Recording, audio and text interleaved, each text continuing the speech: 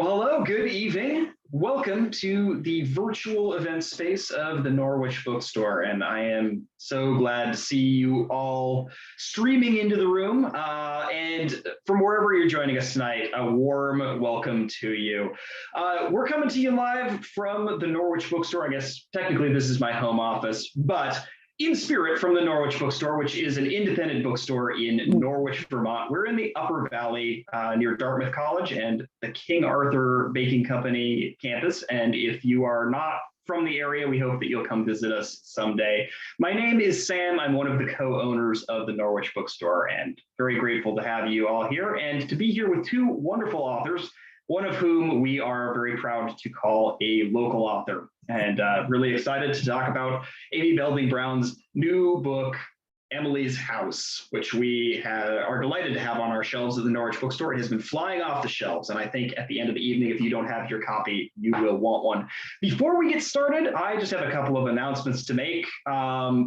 First, of course, is that tonight we are here to talk about books, to celebrate books, and what makes this all possible is you buying books and readers buying books all around the country and all around the world. So if you are so moved, I'm going to post links in the chat tonight to Emily's House and to other books by Amy Belding Brown. We're going to post links to other books that we talk about as well, and to some other things that we discussed during the course of the event.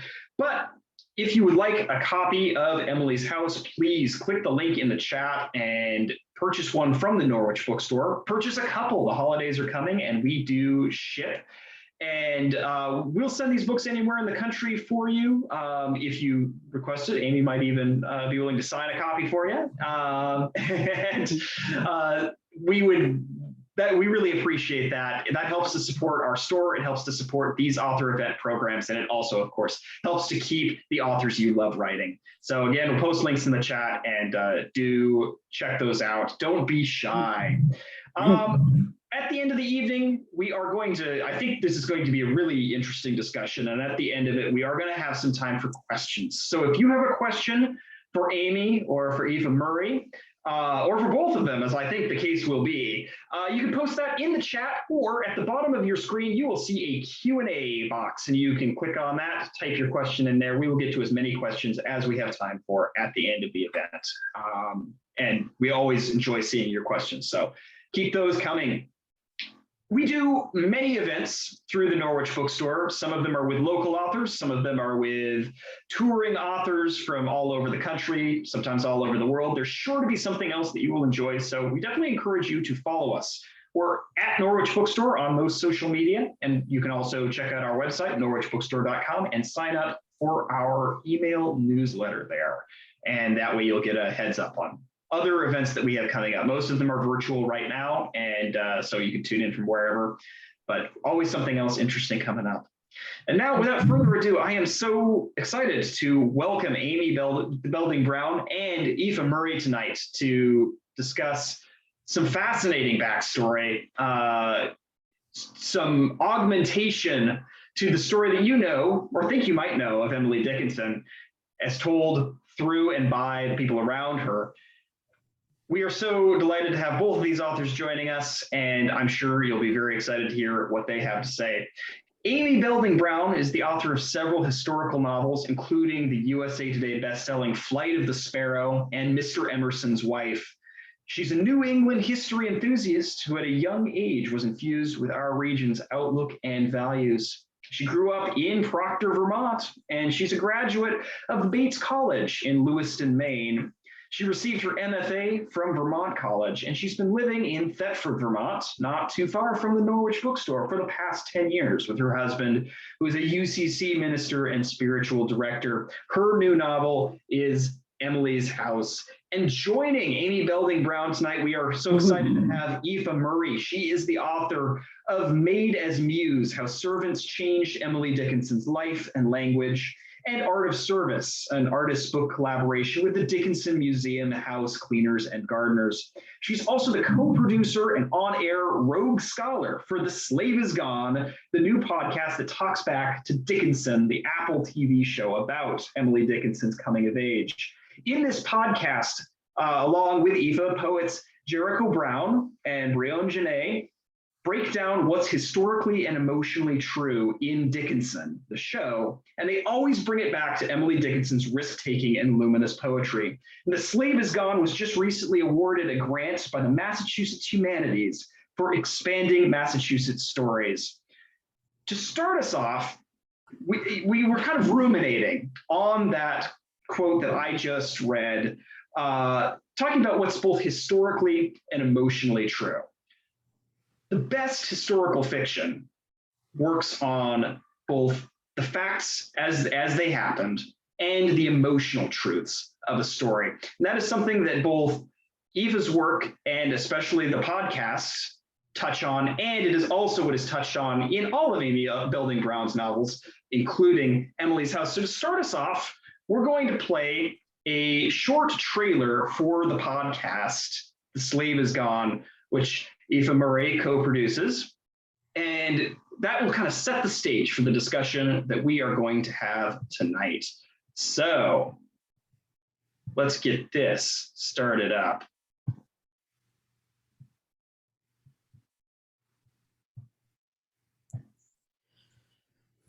The Slave Is Gone. The show that talks back to Apple TV's Dickinson. It's like with the Aesop Rocky song that appears well before any Black person has spoken. I'm not gonna say it's strange or disappointing. It's kind of expected, but it's weird. It's not okay. I think of her as omnivorous. Come on, omnivorous? Just like me, very hungry. And I feel like that's what's wrong with American education. I should have known she was queer. Because the brother is gonna provide for her, and Emily is gonna provide for her. She's getting provided for. And shouldn't we all be? She's going to be spitting out babies. When is she going to get to write? You got a very ambitious poet here. Yeah, she's like, I'm enslaved, more or less. You're not a slave. You're just spoiled.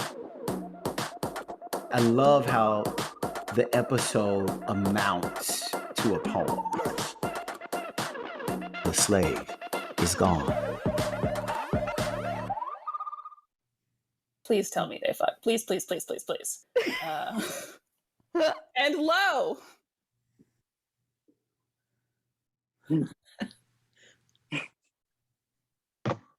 All right. Got to turn off. Oops. Excuse me. Let me go ahead and.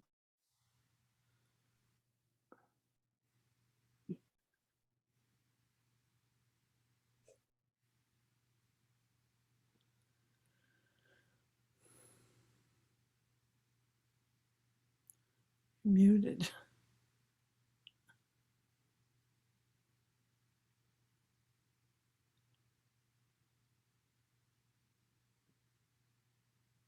Excuse me.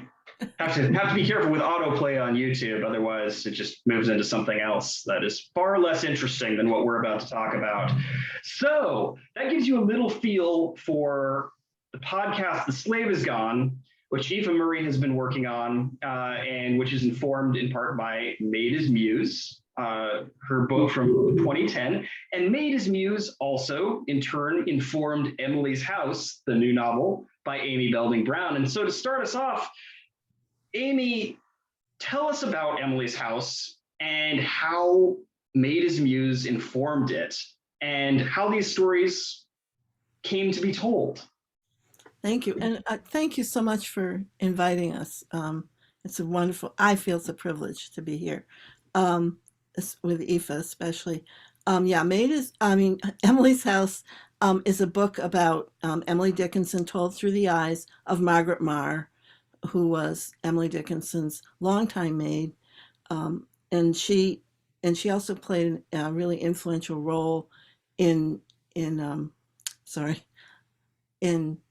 helping Emily share, or ending up sharing, the poems with the world. She was an Irish immigrant, and one of the things that when I first started writing, first started writing work thinking I was going to write about Dickinson. I didn't know anything about Margaret Maher, and I was reading everything I could get my hands on about Emily and biographies and things, and then Aífe's book popped up on my lists of books that had to do with Emily Dickinson, and I was fascinated. The whole idea of getting at what the servants were thinking about and doing seemed really important to me. So, and that's where I encountered Margaret Maher, and I felt like she'd be perfect to give a close-up view of Emily and also explore the Irish immigrant experience. So I'm really excited, super excited that Aífe's here tonight. And I have a whole bunch of questions for her because I used her book a lot in shaping my novel, but I never connected with her until now. So I'm bookish, I guess. So I'm really curious about where you came up with the idea, Aífe, of your book. So I'm excited to be here because I love Emily's house. So how did I come up with it? Came up with it because I was writing poetry and I wondered why I wasn't as productive as Dickinson. And I'm a baker and she was a baker. And so I started to think about that. But then I also wondered whether or not there was, because at the same time I was reading a lot of slave narratives at that point in my life. And so I started to think about, was anybody else there helping? And I went into the San Francisco Public Library and pulled down Richard Sewell's biography. And it actually opened to a plate of Margaret Maher, her brother-in-law, Tom Kelly, who ends up becoming Emily Dickinson's chief pallbearer at her pre-death plan was to figure out and give instructions for who was going to be her pallbearers, et cetera, and her niece, who worked in the house next door, where Emily's brother and sister-in-law Sue lived. So seeing that photograph, and the man in the middle looked like my grandfather, so it was really a moment of grace. And because my parents were New England Union organizers. So it was a kind of a, sort of a full circle. And so that was basically what prompted me to look there. And so those were the origins. So should I just stop here, Amy? And Well, I'm just curious about what spurred you to write? Had you written nonfiction before? Oh, that's a good point. That's interesting because I'd written essays. I was really mostly writing poetry at that point. So actually, I had to learn how to write. I basically had to teach myself or really get tutored by a variety of people about becoming a scholar. And it was really the impetus of getting the story. Like suddenly, the more I looked, and I think, Amy, you had this question of where did I find, what were my sources? Yeah. But the more I looked, the more I found the servants hidden in plain sight. And that was more astounding than anything. And then I had to, because at some point, I don't have the skills to be a novelist. So, what I want to say is, thank God Amy did it. So, but I was driven by this true story that was just, sort of like everywhere I looked. It was in her letters. She would write about servants. They were such intimates, in the way she would mention them to her cousins. She'd write to her cousin and she'd talk about, Tom, those things, the smoke went as far as Tom's piazza, and meaning Tom Kelly's, front flag stones or something. So the way she would talk about the servants was in such an intimate way with her cousins in her letters. But then, so that was one source. And of course, Amy's looking to me as a source, and I looked to Jay Lyda, who was an early Dickinson scholar, and Josephine Pollitt Pohl, because Josephine Pollitt Pohl found Margaret Maher's letters in Detroit. So we all have the other person to thank and piggyback on in wonderful ways. And because I studied your bibliography, I went to some of the sources too afterwards, in my process once I decided on choosing Margaret as my point of view character. But you actually connected with some of the relatives, didn't you? Right, I did. I did. I worked with, a lot of people helped me find descendants of, let's say, Kelly Maher descendants, but also, when we saw that the video trailer, some of the people who appear in that video trailer are from the Newport family. And that was an important, there were a number of Newports who worked for the Dickinsons, an African-American family of great repute in the town of Amherst. And so I connected with the Newports, and I connected with the Thompsons and the Hawkins. Eliza Thompson shows up in that trailer. And I worked with a genealogist to try to find other descendants. So there's quite a lot of Kellys, and Margaret Maher is married into, or her sister's married into the Kelly family. And quite a few live in the area, in the Amherst area still. So it was a fun process. It was totally fun. I think I was when I wrote, one of the reasons I probably didn't reach out to you, because there was a part of me that was like, oh, she'll hate it because of and instead I love it. Which is wonderful. But I was worried that what I did, because there's so much fiction that goes into it. You can't create a character who has conversations and does things on a day-to-day basis without fictionalizing some of that. You don't know everything. And here we go. But the big thing with this book that's different, this novel that's quite different from my previous novels, is I invented a major character, which I haven't done before. They've all been based on real people. Admittedly, I gave them personalities and things.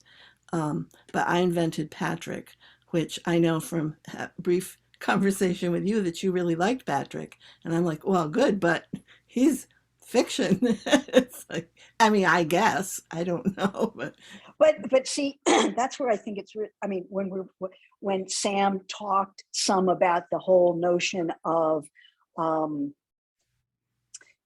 the historical truth versus the emotional truth. And what I really, really loved about this Patrick character, even though I know,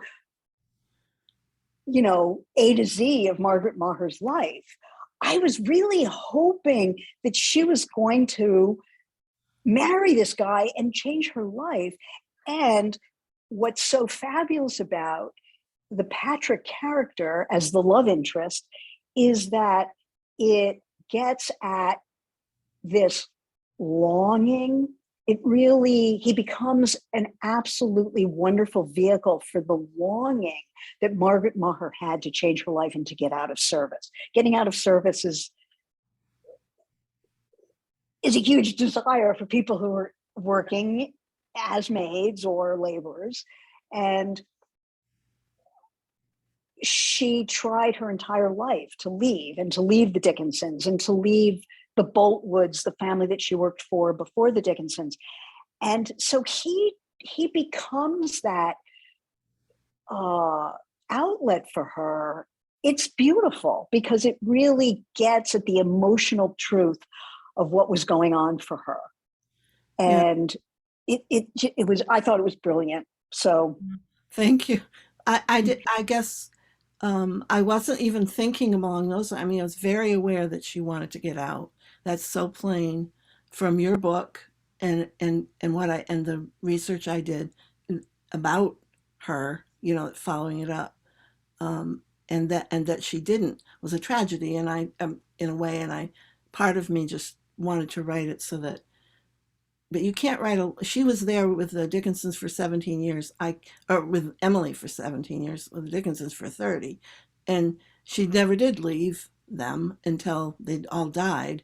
So she didn't get out. So that doesn't make for a good novel of someone that just wants to do something and never does it. So it had to be something. Yeah. It really, I want to say that I really had this great desire to make Margaret Maher as real and as visible as Emily Dickinson was. I wanted her to come alive in what I was doing. And there's some, and I should add, because people may not know this who are listening, that I also had a whole visual art component and performative component to what I was doing, so that sometimes I would get such and such place in the, because I came at this as a kind of visual artist, poet person. And so sometimes when the research only took me so far, then I would be doing other things like silk screening Margaret Maher and Emily Dickinson's and my writing onto domestic implements, ironing board covers, tables, sort of that whole sort of domestic zone. And then sometimes I would get stuck. It's sort of like the artwork wasn't enough. And so then I'd go back to doing the research and I'd make some kind of a breakthrough, but I would often learn something from doing the visual work. So the two kind of worked in tandem. But so sometimes I would try to make Margaret Maher come alive. Then I read your novel and it's like, oh, now there she really, it was almost like holding up one of those snow globes and really being able to turn it around and seeing her in 360 in a way that I don't feel like I did. I think I don't know. You have passages in there which are a little bit like that. You have the passage of Edward Dickinson coming to hire her. You have the passage of her, of Margaret in Ireland on Slievenamon. I may not say that right, but the mountain. Slievenamon. Yeah, and so that it was there, and I could see that maybe that was partly what spurred me. But I've been interested in all my fiction about women who are overlooked, who contribute great, like Lydia and Emerson, who have huge contributions, and they get written out of history. So that was the other piece of it for me.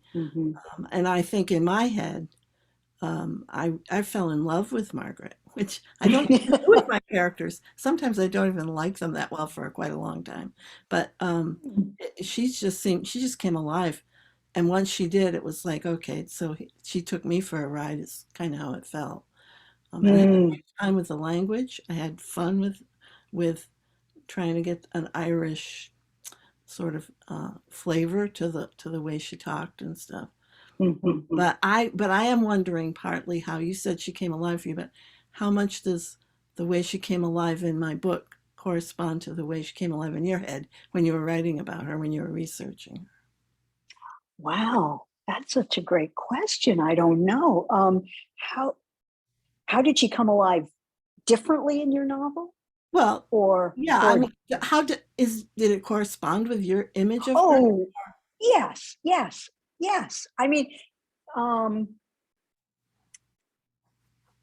Wow. Sometimes I don't know now if I can separate the Margaret Maher of your novel. What I wrote about, because I just feel like what you did was sort of take what I had written and then just put a body on her. And I feel like I could sit down and have a cup of tea with her. And I just loved the whole way of like, oh, I'll go wet the tea. I just love that expression that she would intone all the time. So I just felt like you made her, in a way, you made her so that she was so flesh and blood that I really do feel like she could walk into the room now in a way that I'm not sure I did. So I guess we helped each other. um, Yeah, I love stepping back just a little bit. I love doing the research part of the historical fiction, and it's one of the reasons my book takes so long, because I really just love it and I get lost in it. And it also helps me discover things like your book. If I'd stopped researching when I first got the idea of writing about Emily Dickinson, Margaret wouldn't even be in it except as a shadow character. But I did this. So part of it is like I come across things that really help. Um, she did come alive to me, and she seemed like a person that I'd really like to know. And in some ways more vivid, in many ways maybe more vivid than Emily. So yeah, in some ways, you really sort of in Emily's house, you really got at that kind of almost like fight or flight, or this sort of uh, skittishness. She's here, but she's not here. Bit of the character. I really like the whole way that you mean Emily? approached her. I mean, there's so many dishy things about Emily's house that I love.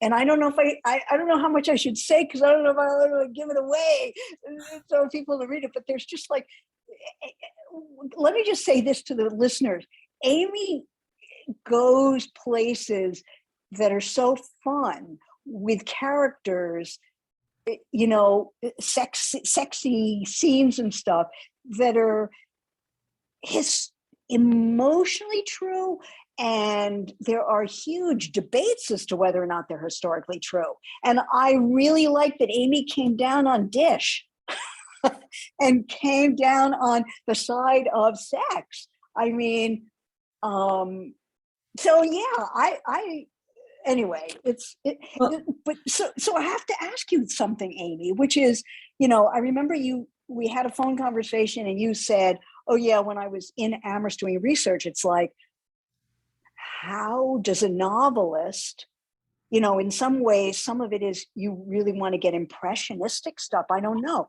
but I'm sort of curious as to what it was like. What it was like what you were doing when you were in Amherst, and you were sort of what? I mean, I'm going to just fill in just this little piece of my personal history, because Amherst goes way back into my childhood. My father was born and grew up in Northampton, and my grandmother lived in Northampton. So we lived in Vermont, but we'd go down and visit her regularly. And my father also went to Amherst College. So we often took a trip over to Amherst so he could walk around the campus and be nostalgic. At that point, and this was a long time ago, and Emily Dickinson's house wasn't open. It wasn't a museum that you could see, although I guess you could make an appointment. It was faculty housing, I think. But it was also kind of mysterious. And my aunt, who I dedicated the book to, she was fascinated. She was a poet. She was fascinated with Emily Dickinson, and she would recite. She memorized a lot of her poems. She'd recite them at the drop of a hat. And she did a lot of work on genealogy in our family, and she found out that Emily Dickinson and I have a common ancestor. So something like 6 cousins, 4th time removed, or something like that. So Amherst is that's part of it. So Amherst is sort of a comfortable area for me to go in anyways. But what I do is, I think it may be similar to your process, although I didn't go as far as to talk with people. And that's in terms of getting all the information I could, way more than ever hit the book. I did a lot on Ireland and the crossing and all of that stuff, as well as Amherst, the Boltwoods. I did genealogies, and I visited it and a few times, but thanks to your book, I looked for Kelly Square, which is nothing much now, but it helped. But physically seeing it in the landscape, and also old pictures and stuff, helps to make make all of that come alive. So that it's a sifting out process for me. It takes a long time for me to sift through all that information. The reason I haven't talked to people is partly because it's kind of like I don't want to get my views contaminated, if that sounds contaminated. No, yeah. I don't want to be influenced to think, to just be, this is the descendant and of Tom Kelly, and they want me to portray her this way. I wanted to develop my own ways. So that's why I didn't reach out to you, but I sort of wish I did. Yeah. Anyways. I think, that really makes perfect sense to me, because it is as someone who is holding, right? People are giving me their family story, so I'm holding that. I'm holding that for them and bringing it forward. And so that it is a responsibility. And so it makes perfect sense. And it was, I'm going to give you an example. So an academic said to me, a Virginia Woolf scholar, but someone who I had talked to because she worked as a domestic servant to put herself through college, etc. And so she said to me, okay, so you're going to have to you are going to have to write about them, whether or not they had a sexual relationship, meaning Margaret Maher and Emily Dickinson. And that first of all, I really didn't care.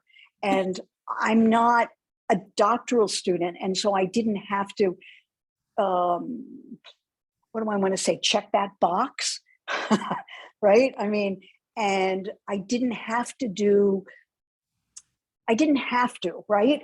But I did have a responsibility to these descendants who were sharing their inheritance of their family stories. And I really do not think that there was a sexual relationship between Emily Dickinson and her maid. And I didn't think I had to write about it, but I did think, what are they going to think if I talk? I did think about that. And if there had been evidence that there was this hot and heavy thing going on between mistress and maid, well, okay, I might have had to go there. But it was a responsibility. And I think you did. Of course you did the right thing. I'm glad you didn't talk to me, because I wouldn't have wanted to contaminate what you did. What you did is so beautiful. Well, I didn't think they had a sexual relationship either. I didn't. Okay, good. Huh? Good. So we're on the same page. It was because I didn't see, and actually I talked with other friend writers who suggested one. One of my friends in particular said, she could have does she have a relationship with Emily like that, a sexual relationship? And I was like, I don't know. I didn't see it because of the Catholicism. I knew that she was she seemed to be a really pious Catholic. That comes from your book. But, I didn't see it happening without way too much guilt on Margaret's part. And I do think that, that Emily, this is me, and you may not agree with this, but I think Emily was sexually involved with men and women. I don't think it was just women. I'm with you.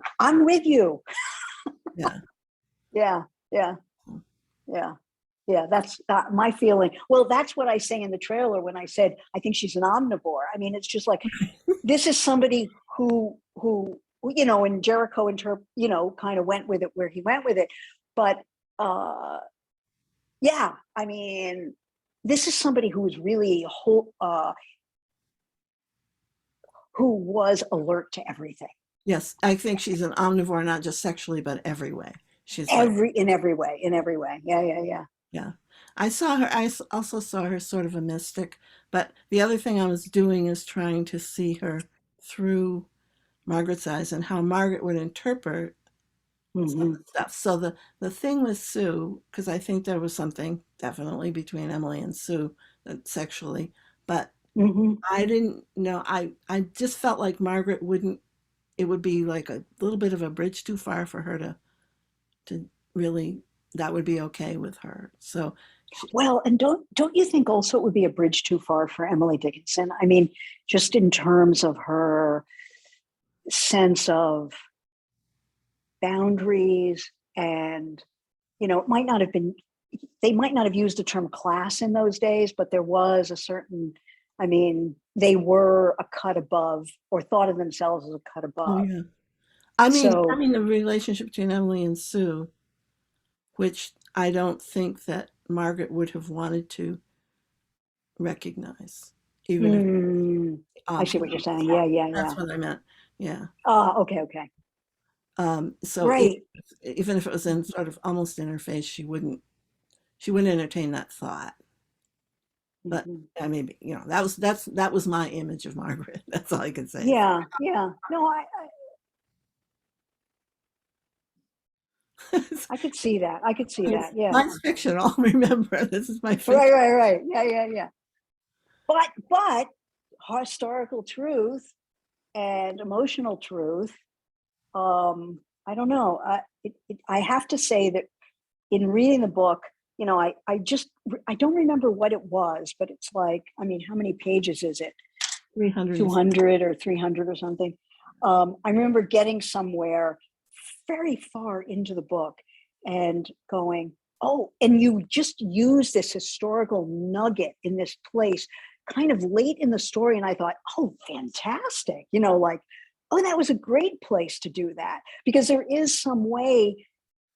I mean, to me, it was fun to read this book at so many different levels, for the historical truth, for where you chose to use these historical nuggets or facts, and where you drop them in.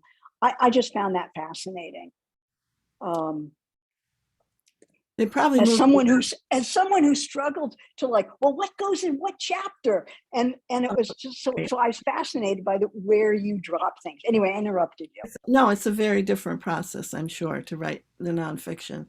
And my dropping things is like, it was probably somewhere. I don't know what one you're referring to, but it was probably somewhere else in an early draft. I write so many drafts and go through so many changes, and things get shifted around.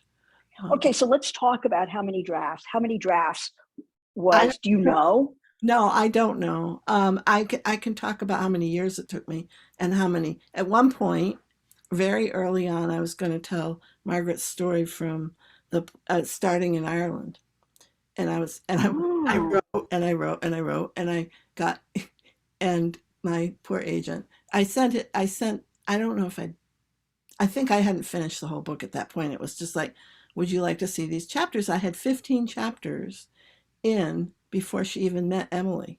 Because I went through the whole mm, Baldwin thing. I went through all these different things that Margaret, the crossing. I imagined that, and I imagined how it was when she first came to Amherst, and how she got the job at the Boltwoods and what that was like, and I mm, all of that, and that all went bye.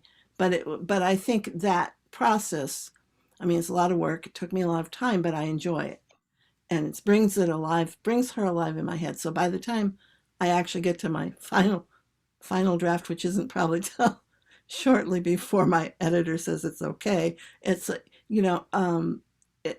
by the time I get there, I already know. I feel like I know Margaret's story, at least as I mm. imagined it. I So know it's kind of, like my it sounds it sounds like it's kind of the necessary backstory that you had to write.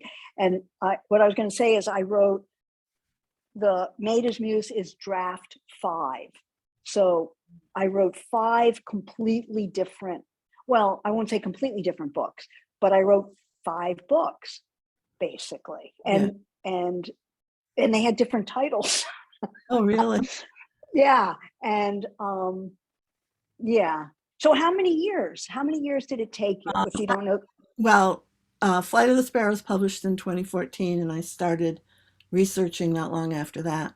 And this was just published in 2021. Of course, it was finished a year before, but it was Right. published. But So whatever that is, 6, 7 years. So 6 years, yeah. Yeah. Okay. One of the things I didn't do, and I'm with your, wait a minute, I just lost my thought. I hate that. With your book where you talked about, oh, the influence, Maid is Muse. The influence, and I didn't do anything with it, but I was very aware of it in the back of my head. It just didn't seem to quite fit. Is the influence, and then maybe you could talk a little about it, the influence that Margaret had on Emily's poetry, the direct influence, not just the fact that she allowed Emily to write, had the time to write, but So you mean like language yeah, influence? the language thing, yeah. Right.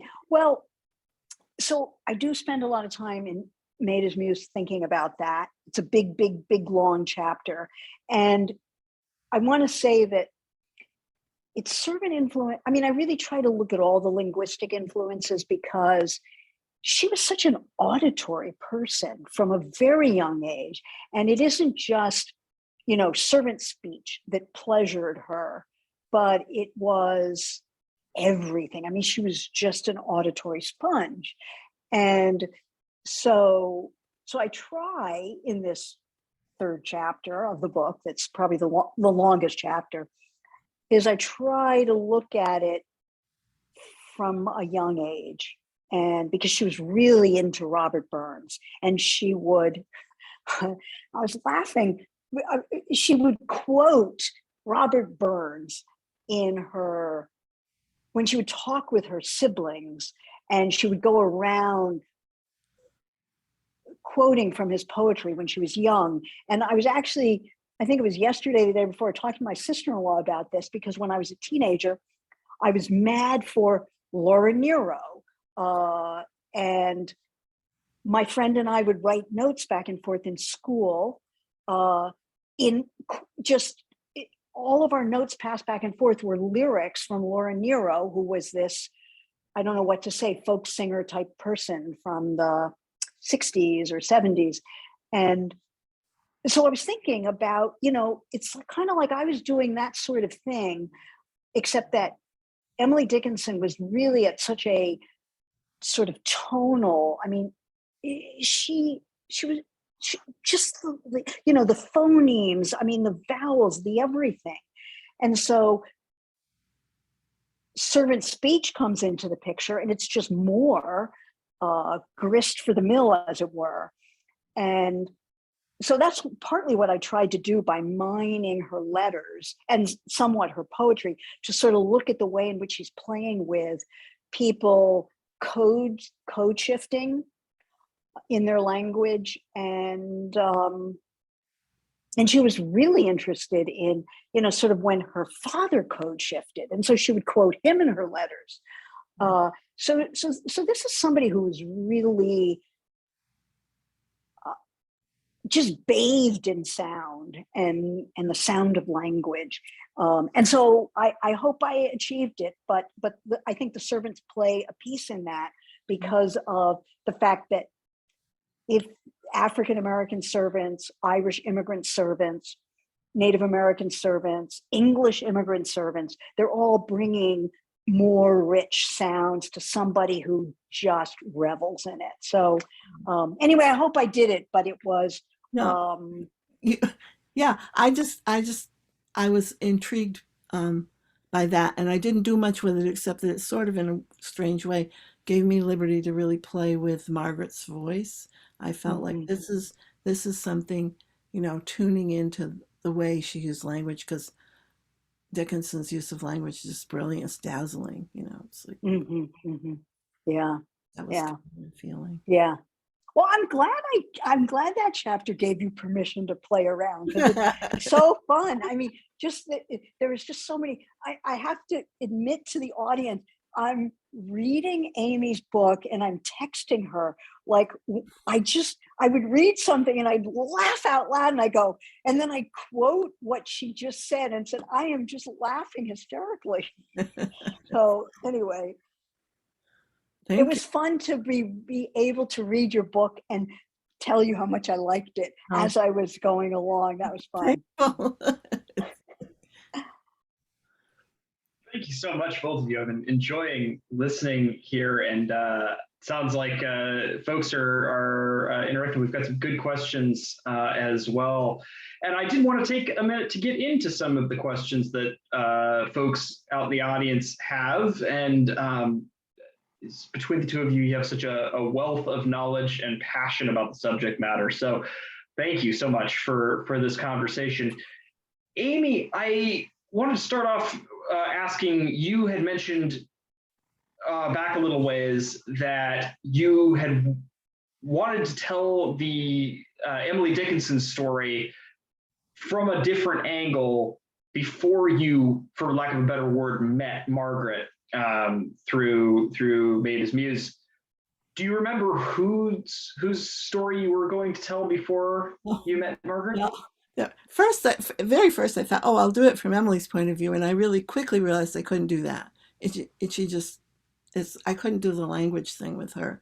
But then I was looking at Sue Dickinson, her sister-in-law, because I really found, and other people have done this, they've actually made novels out of this, but and I thought that not only is the relationship interesting, but the whole business with Mabel Loomis Todd and Austin Dickinson, Sue's husband, their affair, and all of that just seemed like really sort of juicy stuff. So that was what I was looking at first. But it really, again, people have done that more. And although I think there was a book, I think it was called Amherst, that came out on that, a fictional book that came out about that, particular while I was doing the research. But I'd already, by that time, I'd already decided on Margaret. She just seemed perfect. I liked the fact that she was sort of easy to pass over. That was what drew me to her. And I didn't, like, she was there all the time. She was basically Emily's feet, her, she would do errands for Emily and all of that stuff. She's not noticeable, except she does pop up as Aífe said, she does pop up in Emily's letters, and not always, I don't think, in a terribly complimentary way, although I think they're always affectionate, but there's always this sort of subtle note of, condescension and patronizing that I see in that. So there's a question kind of along those lines. There's a question here about Emily insisting on calling Margaret Maggie. Was that something that was documented in your research, or was that a fictional element that you added? I think I got that from Aífe, that her family. Yeah. The family, her descendants, I mean, she didn't have children, but her nieces and nephews, etc., would refer to her as Aunt Mag. She signed her letters Margaret, although there was this sort of evolution. And it was a Dickinson decision, I think, because there had been a long-term maid before Margaret Maher, whom they called Margaret O'Brien, a really key figure in terms of Dickinson's ability to write and have time to write and really change her whole conception of herself as a writer. So Margaret O'Brien is sort of an important figure, but not as well liked as Margaret Maher. And the kids, so it's not fiction. It is actual. Something that I really looked at was the evolution of that name, because it's typical for employers to decide what they're going to call a servant. And the idea of, someone's in the kitchen with Dinah, and someone could come with a perfectly different name and who's African-American, working as a cook or maid of all work. And the employer just decides, oh, we're going to call you Dinah. And Delia was the same thing. An Irish person comes in, and Delia was this sort of universal in the same way that Dinah was. Bridget was. Or Bridget. That's right. Very that's right. common to just call Bridget was another one. So, and so I was because of that renaming, I was really sensitive to how Margaret Maher, her own name, evolved. And Dickinson was particularly fond of the name Maggie. And at one point in a letter said, "Oh, Maggie, I like that. Such a warm name. I think I'll take it." And so she did the next best thing, which is call a servant by a name that she really loved, so she could say it numerous times in the day. So anyway, I mean, it's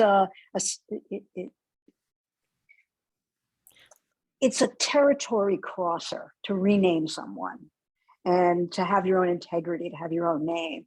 And it was done over and over and over again. There's a lot of little facts in my fiction that are like that. Mm-hmm. Yeah, I liked it that you kept talking to her about it as Margaret. I said, "Yes, Amy." Oh, thank you.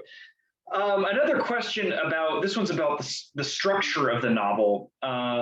We've got a question, Amy. How did you decide to move back and forth in time, and specifically featuring the sale of the homestead, which is something that the person who's asking this question says they've never seen in fiction or nonfiction? Can you talk a little bit about that? Well, I think it's been done some in historical fiction in a different way. Sometimes you'll see what they call a frame, and you'll start in a late time, and then the whole book will be looking back, and then maybe at the end you'll bring it up to the present again. It's kind of like that, only I inserted chapters along the way. And I did that initially because I started with a frame. I started with her in her old age, close to her dying, and then had it all this retrospective thing. And then I'd come back to periodically. But it was my editor who actually convinced me to not do it when she was on the verge of dying, but do it a little earlier while she was still a vibrant, active woman, albeit in her 70s. She was running a boarding house. And so when I was looking at those years, that 1916 popped up because that was the year the house got sold. Out of Dickinson's hands. So that's how I did it. Maybe it hasn't been done exactly that way, but that's how I came up with it. And I liked doing periodic chapters that brought it up to date. A lot of the actual activity in those 1916 chapters is fictional, although the house did get sold, that, and the Park family was the one that bought it and all of that. But, there's little facts in there, but including Nell. Nell's real. She's her niece that took care of her really in her old age, I guess. At least that's what Aífe said in her books. Okay, I'll take the blame. Oh, excellent. And another question that came in any of your versions of the novel, did you set the story in the trial? I'm hoping you'll know how to respond to that one. I didn't, well, I'm trying to think, so many versions. I think I did go in an early version. I think I went deeper into that whole trial. There was a time period where she was witnessing the trial, and the whole, I did play it out more, the whole thing with the trial between where Mabel Loomis Todd and Vinnie Dickinson sue each other over land, a dispute over land. I did draw that out, but it just didn't seem to really go. It was like pushing too far, and the story was really, as it evolved, it became more and more about Emily's relationship with Margaret, so that it sort of made sense that it sort of ends. So I do have sort of an epilogue factor in there in the last couple of 1916 chapters. I don't know if that answers the question, but hopefully. Oh, thank you. A thing that you don't learn much about in school and reading about Emily Dickinson is one of the many things you don't learn about is that there were times where her family was quite fiery in their conflicts with one another. Yeah. So definitely something that whole trial's a book in itself, I think. Yeah, definitely. Kind of on that note, you talked a little bit earlier about the kinds of stories that you look for in historical fiction. And what is there another story that is calling to you to tell next? What's on the horizon for you? Well, I'm what's on the horizon for me is I've wanted since I moved back to Vermont, I really, really want to set something in Vermont. So I have landed, and I came up with I like to do different periods of time, American history, New England history, and I haven't dealt with the Revolutionary War period. So I was looking at that. I want to do a woman, and the name Anne Story popped up. I think I probably learned about her in fourth grade, but I don't remember much. And she's largely mythologized, but she was a widow who lived in Salisbury and spied for the Patriot side. So I'm kind of curious about it. But I'm at the very beginnings. I really want to focus on land and land use and the conflict because what became Vermont was a big conflict between New York and New Hampshire, and then British and American, and then of course the Abenaki people who were here to begin with. So there's sort of a 3 or 4 way tension there. So I want to talk about land, but through this Anne story. But that's as far as I've gotten. I'm just really at the beginning stages. Lisa Brooks. I wonder if Lisa Brooks has written about, she just won a prize for something about New England and the Abenaki historian. I wonder if she's written about this. I will probably bump into her, but email me. Okay. Yeah. I'm watching you guys do research right here on the screen. And Aífe, you got this great podcast project with a couple of really heavy-hitting poets. Of course, Jericho's a Pulitzer Prize winner, and very cool. But what's next for you? Are you just going to be carrying that through, or do you have another book in the works? What's up? I don't have a book in the works because the podcast, I have to tell you that when I sort of got to the close of Maid as Muse, I really felt like, because I had met with Roberta George, a descendant of Dickinson laborer, and there was all of this. I mean, when I went to her house to photograph her images that appear in Maid as Muse, I was starting to learn all about the African American families in Connecticut, in the Connecticut River Valley. And so guess what? Now, through the podcast, we get to tell some of those stories. Where, I was kind of lamenting how circumscribed, right? That I was really looking at just Dickinson, and she was putting the parameters around it. But through the podcast, we're going to get to open up that story. The Mass Humanities grant is going to let us get a research assistant and start telling some untold stories about basically Western Massachusetts, New England. Well, I guess it's Massachusetts Humanities, so it's got to be Massachusetts stories, whatever. But regional stories that didn't get to appear in my book, and that we get to start to do. I get to start to go back to that, and instead of being a book, it's going to be something that is much more fun for young people. And so anyway, I mean, I have nephews and nieces, and that's what they do. They listen to podcasts. So it's like, okay, I'm going to where you are. So I'm very excited. So the podcast is sort of big, and it takes up all the available psychic space that I have. And it's also kind of a deep emotional. I mean, I have to say, this story of people who are not seen and people who may not be seen, but are vital in making us who we are. And they are, I mean, people who, I don't know, I'm sort of losing what I'm trying to say, but people who are not valued, but who are nevertheless shaping the world and are not recognized. And that's the story we're going for, is those unseen stories. And anyway, it's a heart project, like Maid as Muse was. And so I had the privilege of listening, thanks to Aífe. I had the privilege of listening to the first episode, and it's fabulous. So when it comes, thank you.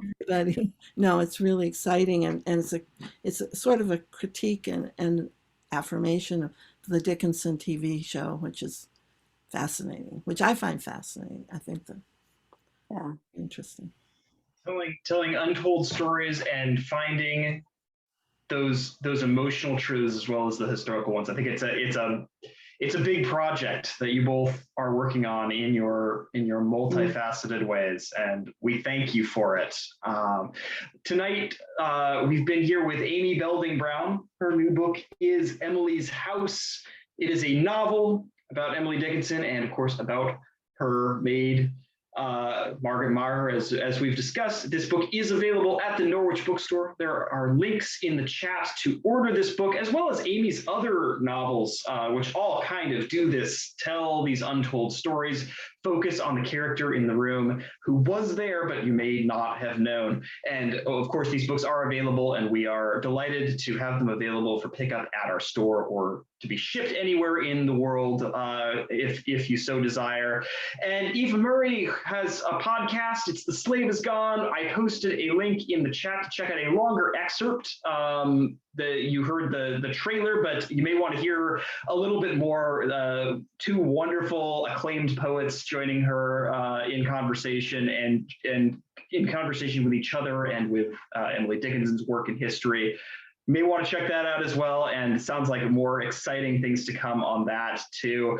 Amy Belding Brown, Aífe Murray, thank you so much for joining us. Great comments in the chat. Bree says, what a grand talk. Thank you. Olga says, thank you for this wonderfully rich conversation.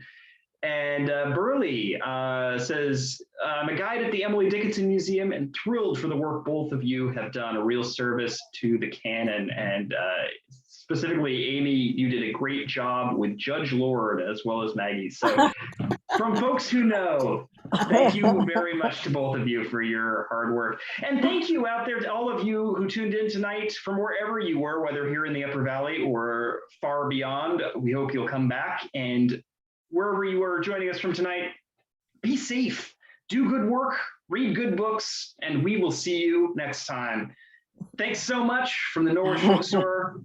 Thank you, Amy Belding Brown. Thank you, Aífe Murray, and good night.